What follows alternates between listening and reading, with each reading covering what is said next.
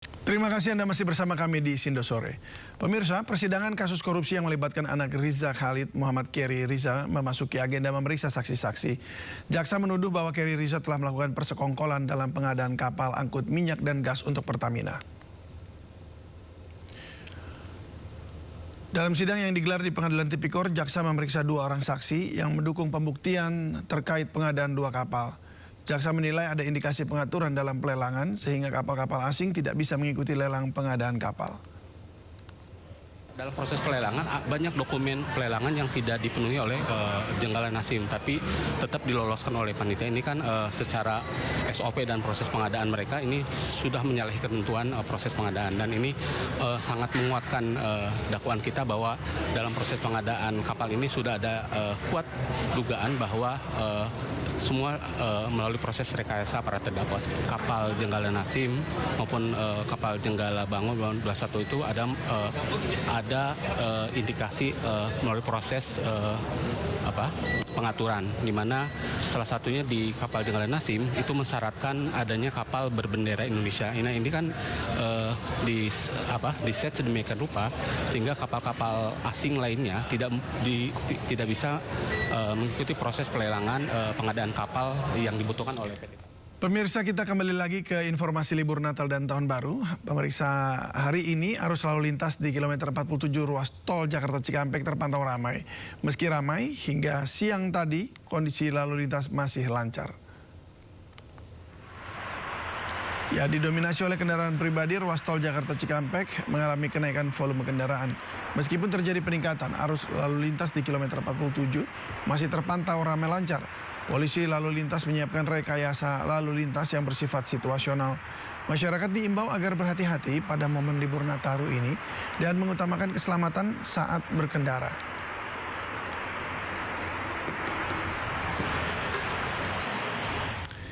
Lalu bagaimana arus lalu lintas di ruas tol Cikampek Utama? Kita bergabung bersama Dilami Aulia di gerbang tol Cikatama. Ya, silakan Dilami dengan laporan Anda. Ya, Dilami.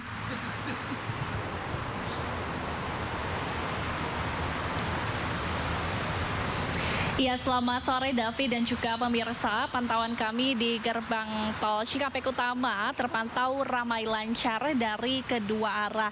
Dan per hari ini memang ada volume peningkatan Davi dan juga pemirsa. Karena per hari ini atau tepatnya pukul 17.00 waktu Indonesia Barat ada 21.000 kendaraan yang melintas ke luar Jakarta ya melalui gerbang tol Cikampek Utama. Artinya memang terjadi peningkatan karena biasanya untuk lalu lintas normal hanya berkisar 10.000 hingga 15.000 kendaraan saja yang keluar melalui gerbang tol Cikampek Utama ke arah tol Trans Jawa. Nah, untuk secara keseluruhan David dan juga pemirsa dari PT Jasa Marga mencatat ada 666.000 kendaraan yang telah meninggalkan Jakarta pada periode Nataru 2026, naik 8,1% dibandingkan lalu lintas normal yang hanya mencapai 617.000 kendaraan.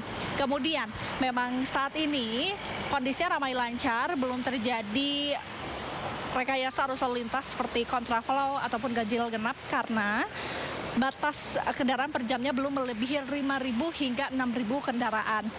Namun tak menutup kemungkinan David kalau nanti pada puncak Nataru 2026 yang diprediksi terjadi pada 24 Desember 2025 maksud kami, ini tentu nanti akan melihat situasi. Apabila memang kendaraan cukup padat, maka pihak dari kepolisian dan Jasa Marga akan memperlakukan sistem rekayasa lalu lintas, baik itu nantinya ganjil genap maupun kontraflow.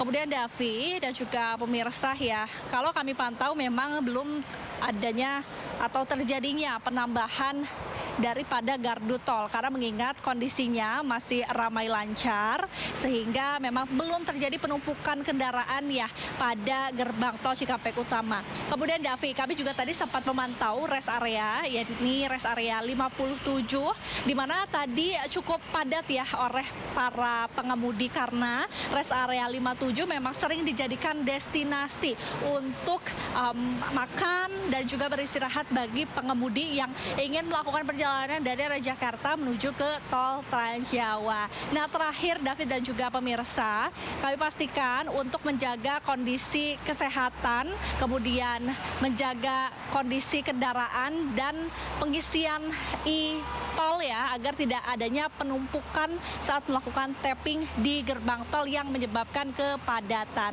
Untuk sementara demikian, kembali kepada David di studio.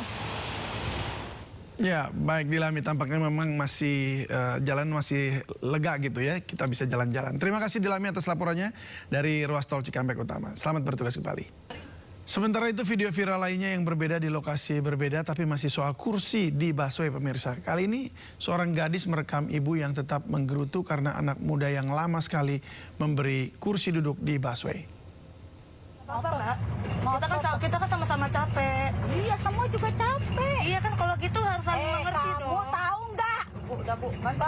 Ibu sebenarnya sudah duduk, namun ia tak terima anak muda seperti tak punya pengertian membiarkan ibu 65 tahun lama berdiri. Meskipun sudah duduk, ibu ini tetap berdebat dengan anak muda yang telah berdiri di hadapannya. Ya Allah. Saya juga punya ibu di rumah. Iya, justru itu. Umur saya tahu nggak berapa? Ya, Polda Jawa Tengah resmi menetapkan AKBP Basuki sebagai tersangka kasus kematian dosen Untak Dwinanda Lincia Levi. AKBP Basuki terbukti melakukan kelalaian yang berujung pada meninggalnya korban.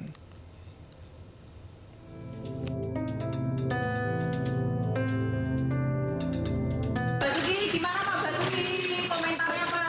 Ini Pak Basuki gimana Pak?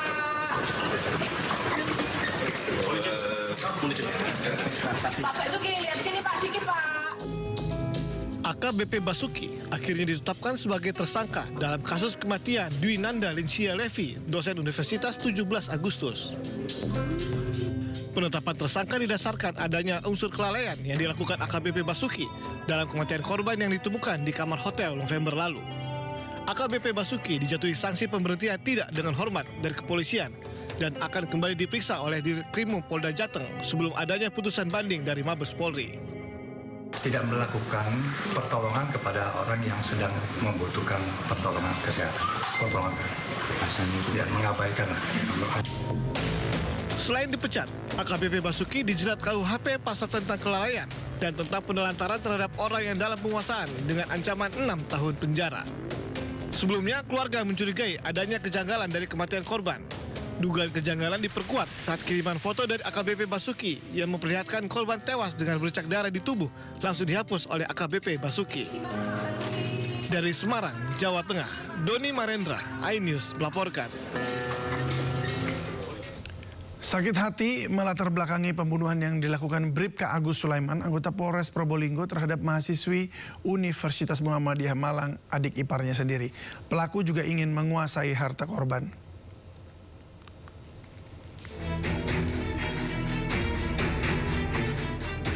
Bribka Agus Sulaiman merupakan tersangka pembunuhan terhadap Faradilah Amalia Najwa, mahasiswi Universitas Muhammadiyah Malang. Ironis, anggota Polres Probolinggo ini merupakan kakak ipar korban. Bribka Agus hanya diam saat digelandang penyidik Jatanras ke gedung Ditreskrimum Polda Jawa Timur untuk pemeriksaan lanjutan Senin sore. Setelah hampir sepekan mengusut kasus pembunuhan ini, polisi masih melakukan pendalaman dengan melakukan prarekonstruksi di TKP jasad korban. Karena ada beberapa keterangan dari kedua tersangka yang berbeda. Jadi harus kita cek lagi dan besok rencana kita lakukan prarekonstruksi. Kita cek ke lokasi terkait eksekusinya. Selain akan disanksi pidana, Bribka Agus juga akan mendapatkan sanksi kode etik dari institusi Polri. Pembunuhan korban diduga dipicu pelaku sakit hati dan ingin menguasai harta korban. Faradilah, 21 tahun, mahasiswa semester 3 Universitas Muhammadiyah Malang, ditemukan tewas penuh luka lebam di selokan daerah Purwosari, Pasuruan. Dari Surabaya, Jawa Timur, Hari Tambayong, iNews melaporkan.